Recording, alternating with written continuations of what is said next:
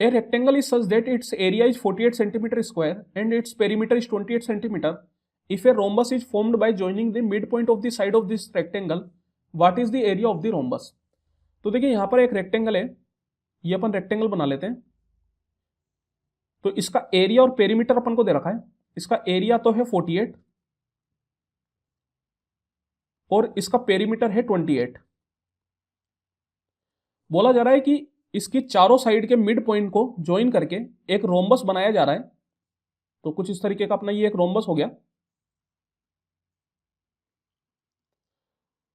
तो अपन से यहां पर इस रोम्बस का एरिया पूछा जा रहा है। अब देखिए रोम्बस का एरिया क्या होता है, तो रोम्बस का एरिया होता है half into D1 into D2।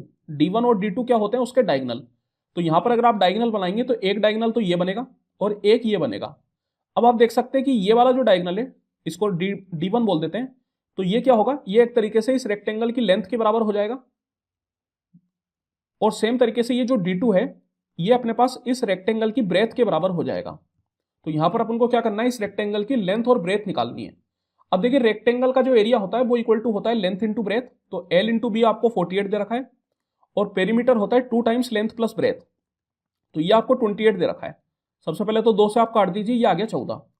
अब देखिए यहां पर अगर आप चाहे तो क्वाड्रेटिक बनाइए, लेकिन क्वाड्रेटिक बनाने में फालतू समय खराब होगा।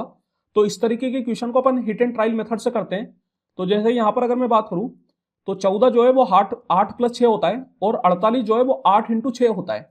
दैट मीन्स कि L इक्वल टू आ गया आपके पास 8 और B इक्वल टू आ गया 6, क्योंकि ये दोनों इक्वेशन में सेटिस्फाई कर रहे हैं।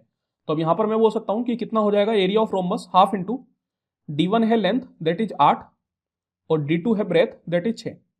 तो 2 से अगर आप काटेंगे 3 बार में 8 3 24। Option number B.